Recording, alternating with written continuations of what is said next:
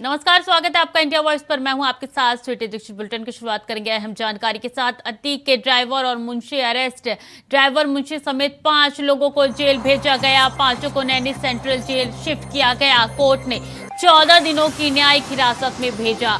अतीक के दफ्तर से बरामद हुए थे कैश और हथियार। बड़ी जानकारी दे रहे हैं, अतीक के ड्राइवर और मुंशी गिरफ्तार हो चुके हैं जिनको जेल भेजा गया है। बड़ी जानकारी दे रहे हैं आपको कि अतीक के दफ्तर से कई कैश बरामद हुए थे और हथियार भी पाया गया। तो ड्राइवर और मुंशी समेत 5 लोगों को जेल भेजा गया। इस वक्त की बड़ी जानकारी आपको दे रहे हैं। उमेश पाल हत्याकांड से जुड़ा हुआ एक बड़ा अपडेट आपके साथ साझा कर रहे हैं। मुंशी समेत 5 लोगों को जेल भेजा गया और 14 दिन की न्यायिक हिरासत में भेजा गया जेल। इस वक्त की बड़ी जानकारी, अतीक के ड्राइवर और मुंशी को नैनी सेंट्रल जेल भेजा गया। बड़ी जानकारी, बड़ा अपडेट उमेश पाल हत्याकांड से जुड़ा हुआ एक बड़ी जानकारी, बड़ी खबर आपके साथ साझा कर रहे हैं। अतीक के दफ्तर से कैश भी बरामद हुए थे और कई हथियार भी अतीक के दफ्तर से मिले थे। तो उमेश पाल हत्याकांड से जुड़ा हुआ ये पूरा मामला है, जिसके बाद एक के बाद एक लगातार पुलिस एक्शन करती जा रही है। लगातार एक के बाद एक बड़ी कार्रवाई पुलिस की हो रही है। उसी संदर्भ में एक और बड़ी कार्रवाई पुलिस ने की है। मुंशी समेत 5 लोगों को जेल भेजा गया है। आपको बता दें, 5 को नैनी सेंट्रल जेल में शिफ्ट किया गया है। बड़ी जानकारी दे रहे हैं आपको कि बीते दिन अतीक के दफ्तर पर छापेमारी हुई थी और उस छापेमारी में लाखों का कैश और कई पिस्टल भी बरामद किए गए थे। तो बड़ी जानकारी दे रहे हैं आपको, उमेश पाल हत्याकांड से जुड़ी हुई एक बड़ा एक्शन पुलिस का। ड्राइवर और मुंशी समेत 5 लोगों को जेल भेजा गया। अतीक के ड्राइवर और मुंशी समेत 5 लोगों को भेजा गया जेल। बता दें, मुंशी समेत 5 लोगों को जेल भेजा गया है और 14 दिनों की न्यायिक हिरासत में भेजा गया है इनको। बड़ी जानकारी आपके साथ साझा करें। 5 को नैनी सेंट्रल जेल शिफ्ट किया गया है।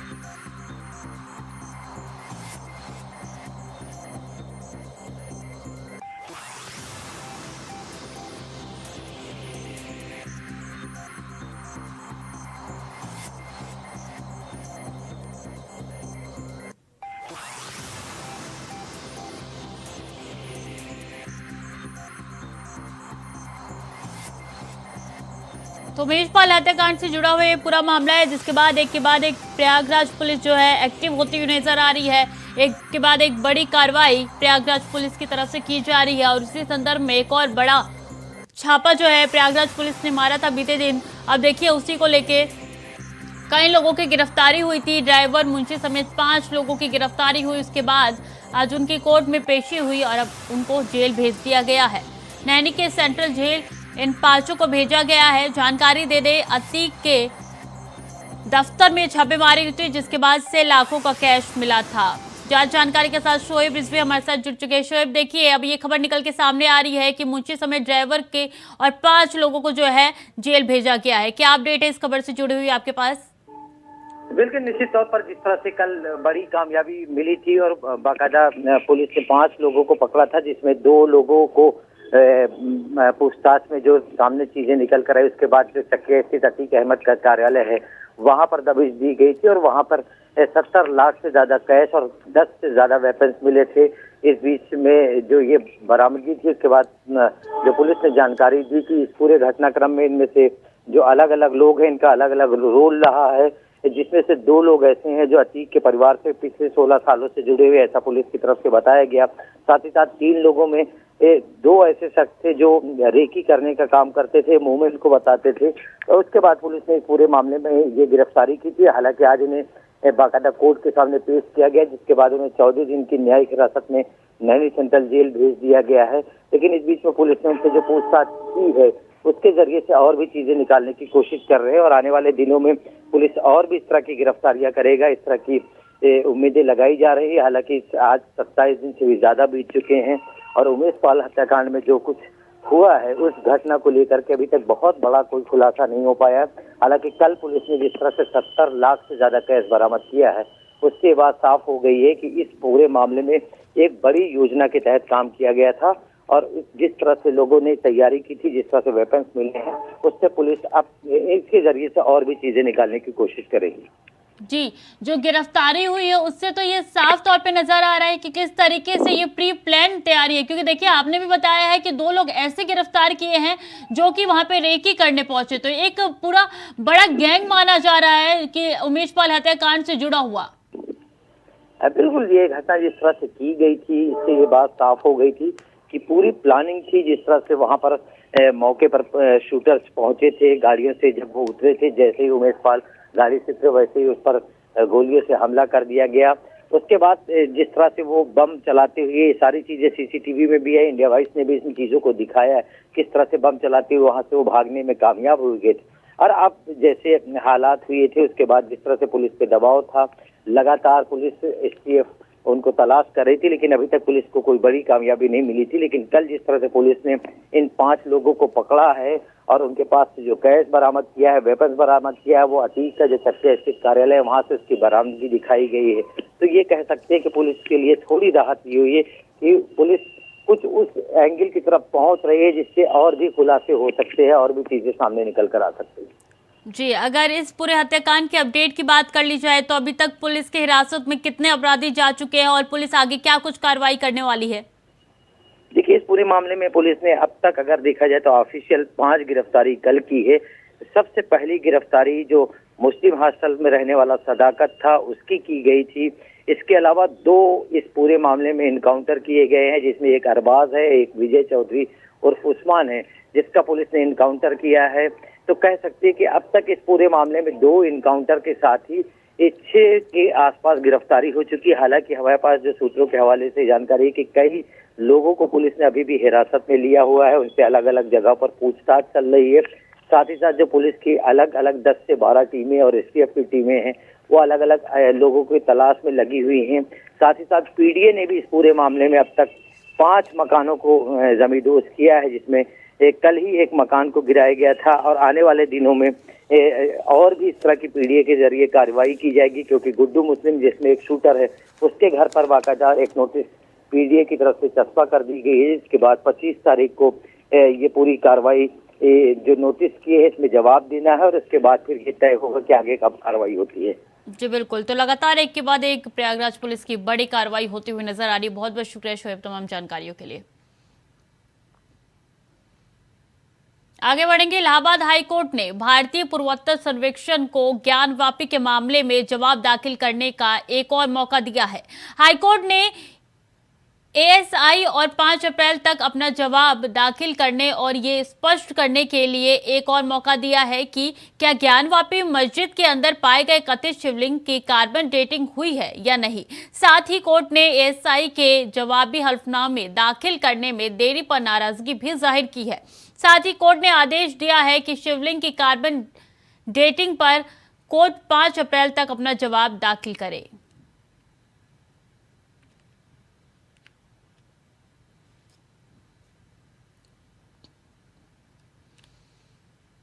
और अमेठी में सारस और आरिफ की दोस्ती सुर्खियों में आने के बाद सपा प्रमुख अखिलेश यादव मिलने पहुंचे थे। अब वन विभाग ने सारस को समस्तपुर पक्षी विहार रायबरेली भेज दिया है, जिस पर अखिलेश यादव ने सपा कार्यालय में प्रेस कॉन्फ्रेंस की। उन्होंने कहा, मेरे मिलने के बाद बीजेपी वालों ने सारस को छीन लिया। सारस का संरक्षण केंद्र इटावा में बन रहा था, वो भी बीजेपी वाले छीन ले गए। पर्यावरण के लिए बीजेपी वाले कुछ नहीं करेंगे। ये लोग सारस को कैद कर रहे हैं। जो मुख्यमंत्री सदन में झूठ बोलते हो उनसे क्या उम्मीद करें।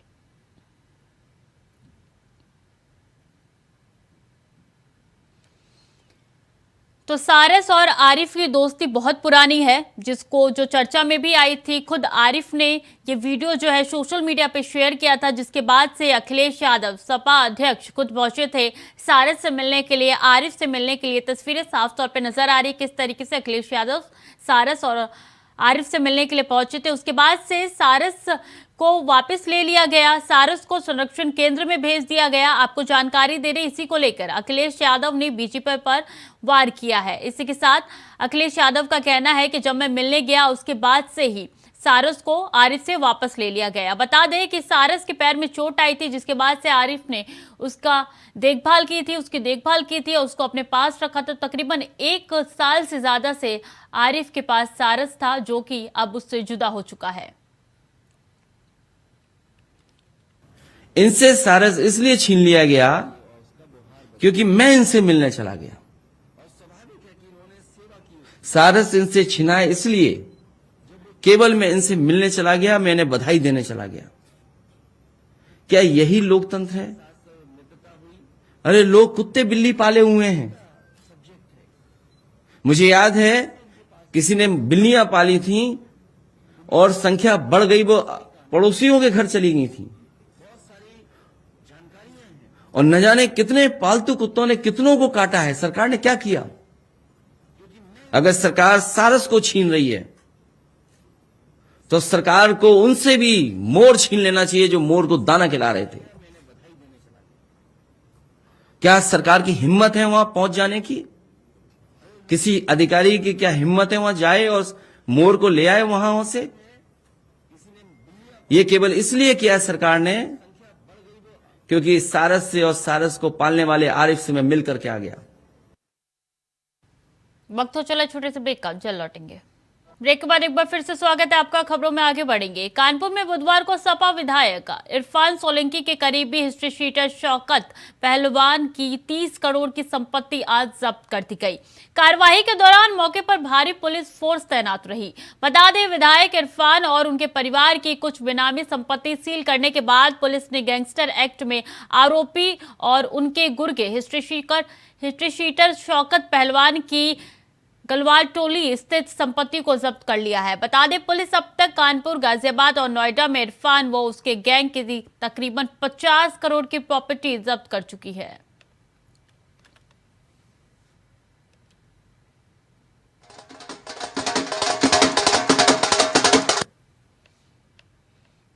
आज से चैत्र नवरात्रि शुरू हो गई है, जिसे लेकर कासगंज में मां दुर्गा की विशेष आराधना का पर्व नवरात्रि धूमधाम के साथ मनाया गया, जहां देवी भक्तों की सुबह से ही लंबी कतारें माता रानी के दरबार में लग रही हैं। सबसे ज्यादा भीड़ कासगंज के चामुंडा मंदिर और पटियाली के पाटलावती मंदिर में रही, जहां माता रानी के परिसर में चल रहे हवन कुंड में आहुतियां देकर मां के दर्शन किए।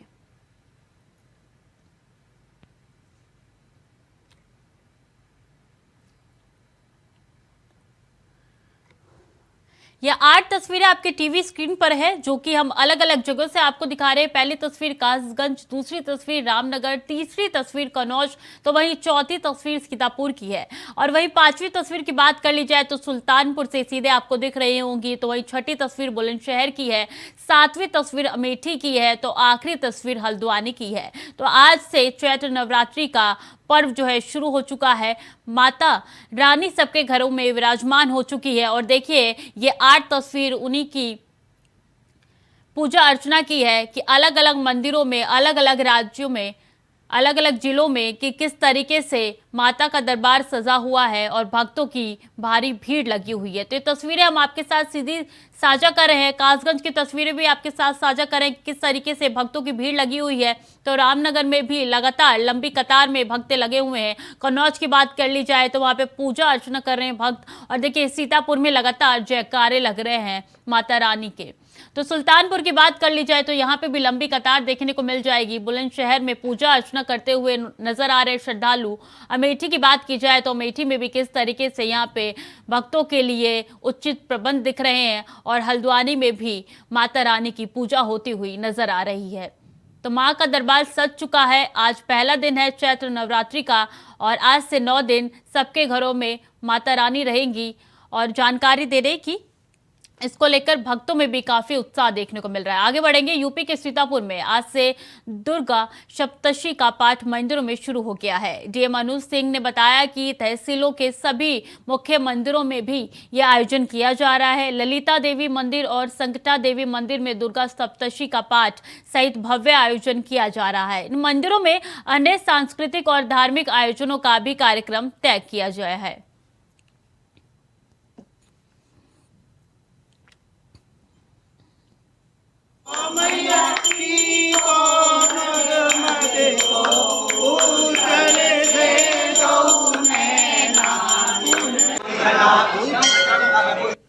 हमारे यहाँ पे सभी तहसीलों में जो मुख्य मंदिर है देवी जी के, सभी में यह कार्यक्रम का आयोजन किया जाएगा।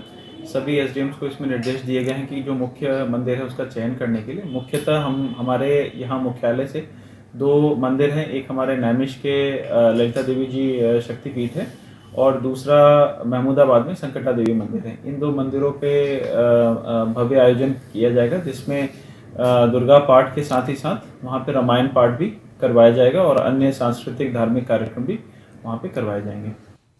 खबर कानपुर से है, जहां धर्म परिवर्तन के लिए दबाव देने का मामला सामने आया है। बता दें, जूही थाना पुलिस ने पीड़िता की तहरीर पर किए केस दर्ज कर लिया है। पीड़िता ने आरोप लगाया है कि उसके मोहल्ले में रहने वाले युवक और उसकी पत्नी ने जबरन धर्म विशेष अपनाने का दबाव बना रहा था।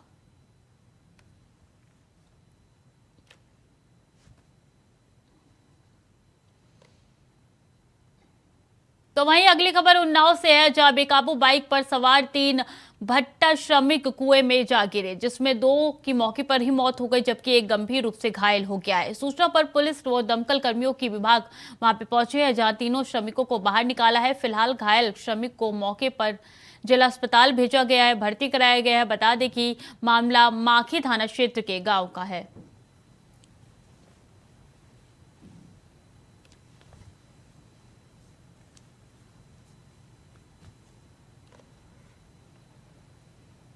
अमरोहा से राशन के नाम पर ठगी का मामला सामने आया है, जहां राशन माफिया राशन सरकारी दुकान पर पहुंचाने के नाम पर प्रदेश सरकार को लाखों का चूना लगा रहे हैं। घोटाले का वीडियो सोशल मीडिया पे वायरल हो रहा है। वीडियो में सड़क किनारे राशन बेचते हुए माफिया नजर आ रहे हैं। पूरा मामला अमरोहा जनपद के उछारी हसनपुर मार्ग का है।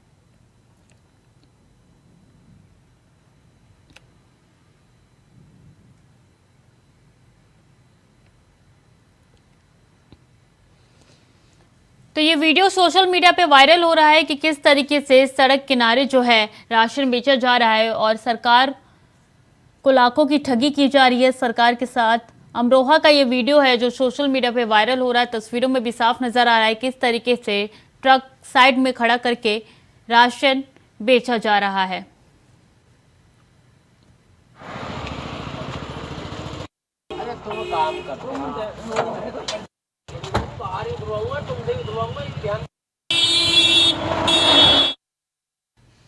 खबर बदायूं जिले से है, जहां रिश्तों को शर्मसार करने वाली वारदात सामने आई है, जहां एक नाती ने मामूली कहासुनी में अपनी दादी की हत्या कर दी और फरार हो गया। घटना की सूचना पर पुलिस पहुंची और शव को कब्जे में लेकर पोस्टमार्टम के लिए भेज दिया है और आगे की जांच में जुट गई है।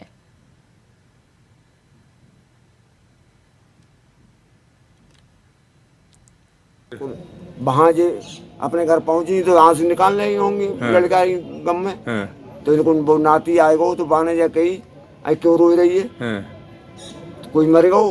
तो वो बोले मरने को और कौन बस उसे तुम हाजिर कर आए, तू ही रहेगा, तू मर गो। तो बाने पहले पैर बांध के पहले तो हाथ से आवाज हीन पे आँख ऊन पे मारे, फिर बाने भी पैर पकड़ दीवार मार दी बही उनकी।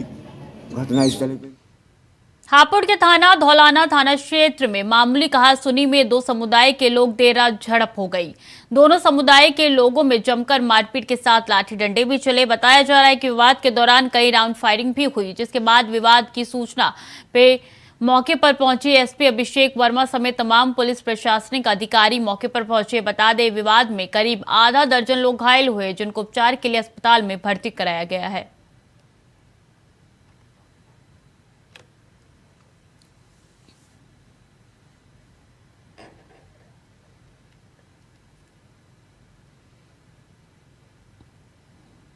अब खबर सुल्तानपुर से है, जहां अज्ञात वाहन ने सड़क किनारे खड़े 4 लोगों को रौंद दिया। हादसे में 3 लोगों की दर्दनाक मौत हो गई, तो वहीं एक व्यक्ति की हालत अभी भी गंभीर बनी हुई है, जिसे लखनऊ रेफर कर दिया गया है। घटना की जानकारी मिलने पर पहुंची एसपी और डीएम ने घटना का जायजा लिया। मामला चांदा कोतवाली क्षेत्र ईशुपुर गांव का है।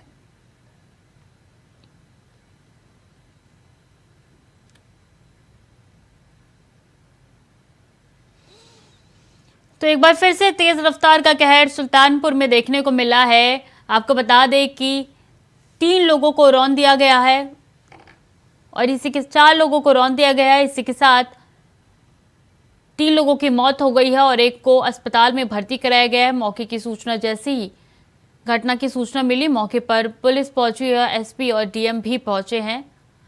आपको बता दें, घायल को अस्पताल में भर्ती कराया गया है, तो बाकी शव को पोस्टमार्टम के लिए भेज दिया गया है। सुल्तानपुर की एक घटना है जहां पे अज्ञात वाहन ने 4 लोगों को रौंद दिया है, जिनमें से 3 की मौत हो गई है, 1 की हालत अभी भी गंभीर बनी हुई है।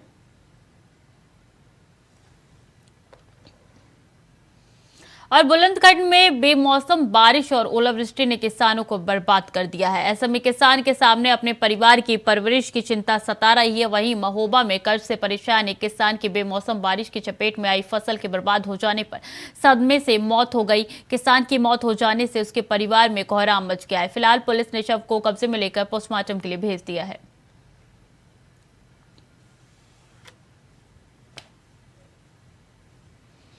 तो देखिए, लगातार बारिश और ओलावृष्टि हो रही है, जिसके कारण कई किसानों के फसलें जो है बर्बाद हुए हैं। उसी संदर्भ में देखिए, लगातार किसानों के फसल बर्बाद हो रहे हैं और जिसके चलते किसानों पे आपत्ति वो बता नहीं पा रहे हैं। लगातार उनके परिवार का कैसे पेट पाले, ये भी बड़ा सवाल खड़ा होता है।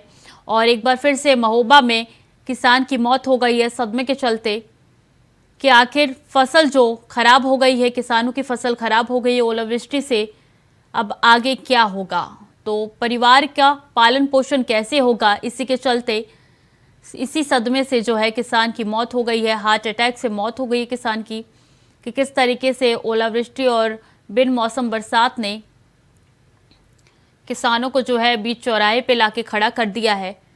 तो जानकारी दे रहे हैं आपको महोबा से, जहां पे किसान की मौत हो चुकी है हार्ट अटैक से, क्योंकि फसलें जो है उसकी खराब हो चुकी थी। उसका खून पसीना उस फसल में लगा था जो कि बर्बाद हो चुका था।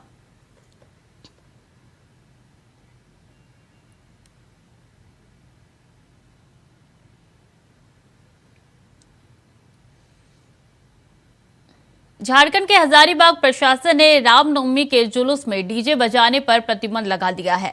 अब इसे लेकर राजनीति गर्मा गई है। दरअसल बीजेपी के कई विधायकों ने मंगलवार को झारखंड विधानसभा के बाहर विरोध प्रदर्शन किया। बता दें कि हजारीबाग जिला प्रशासन ने डीजे पर प्रतिबंध के संबंध में हजारों लोगों को नोटिस जारी किया है। बीजेपी ने इस पर कड़ा विरोध जताया है। भाजपा ने विधानसभा में भी उग्र तरीके से इस मामले को उठाया। वहीं कांग्रेस विधायक इरफान अंसारी ने भाजपा पर सांप्रदायिक राजनीति करने और लोगों को गुमराह करने का आरोप लगाया है। देखिए रिपोर्ट। झारखंड की हेमंत सरकार की तरफ से एक फरमान जारी किया गया है, जिसने प्रदेश की सियासत की सियासी भूचाल ला दी है।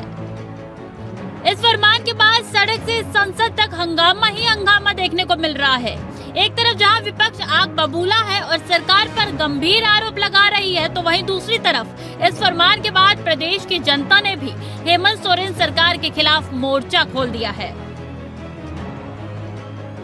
दरअसल हेमंत सरकार की तरफ से रामलला के जन्मोत्सव यानी रामनवमी पर हर साल हजारीबाग में होने वाले जुलूस और उसके दौरान बजने वाले डीजे पर बैन लगाने का फरमान क्या जारी किया, उसके बाद डीजे पर सियासत झूमती दिख रही है। आपको बता दें कि हजारीबाग में हर बार रामनवमी का त्योहार बेहद खास अंदाज से मनाया जाता है। ऐसे में सरकार के इस फरमान ने प्रदेश की सियासत को गरमा दिया है, जिसका असर बजट सत्र के दौरान देखने को मिल रहा है। बजट सत्र के दौरान मंगलवार को वेल में पहुंचकर हजारीबाग विधायक मनीष जायसवाल ने अपना कुर्ता फाड़ दिया। उन्होंने कुर्ता फाड़ते हुए कहा कि क्या इस राज्य में हिंदू होना अपराध है। और ये सरकार तुष्टीकरण की राजनीति कर रही है। दो चीज एकदम स्पष्ट दिख रहा है हम लोगों को। एक तो राम के नाम पर कांग्रेस का वोट तमाम करने का काम भी जेएमएम कर रही है, ये भी चल रहा है। और साथ ही साथ हम लोगों का विरोध करके एक तबके को खुश करने का प्रयास ये सरकार कर रही है, दिख रहा है। ये एकदम साफ है, स्पष्ट दिख रहा है हम लोगों को। तो क्या हम लोग मूकदर्शक बन करके बैठे रहेंगे? ये करोड़ों हिंदुओं का, केवल यहाँ इस राज्य में नहीं पूरे देश में करोड़ों हिंदुओं का विषय है। अब तो कुर्ता भी फाड़ लिया, अब डीजे बजेगा कि नहीं बजेगा? देखिए, ये आप जिस लहजे में बात कर रहे हैं, ये मेरे लिए बहुत गंभीर विषय है। कुर्ता फाड़ना कोई हमारा शौक नहीं है, ये एक लाचारी है, एक मजबूरी है, एक प्रोटेस्ट करने का तरीका है। और अंतिम दिन तक ये प्रोटेस्ट चलते रहेगा जब तक कि हिंदुओं का सम्मान और राइट और वो जो पहचान है हजारीबाग की रामनवमी की, वो नहीं मिल जाए। वहीं इस पर जामजड़ा के विधायक इरफान अंसारी ने मनीष जायसवाल के सवालों का जवाब देते हुए उनके झारखंडी होने पर ही सवाल खड़े कर दिए। उन्होंने कहा कि बीजेपी इन मुद्दे पर घड़ियाली आंसू बहाना बंद करे। हमारे मुख्यमंत्री इन सारी बातों पर गंभीर है। ऐसा कोई रामनवमी का पर्व नहीं हुआ जिसमें बीजेपी ने दंगे ना करवाए हो। जब रघुवर दास की सरकार थी तब इन्हीं मनीष जायसवाल ने रुत बदल दी और दंगा करवाया। अब सवाल ये है कि दंगे को रोकने का ये सिर्फ एकमात्र रास्ता है कि सालों से चले आ रहे रामनवमी के जुलूस पर रोक लगा दी जाए। सवाल ये भी है कि रामनवमी के जुलूस पर ही रोक क्यों? क्या ये हिंदुओं की आस्था पर आघात नहीं है? Bureau report, India voice. तो फिलहाल के लिए खबरों में इतना ही। बाकी की जानकारी के लिए देखते रहिए इंडिया वॉइस।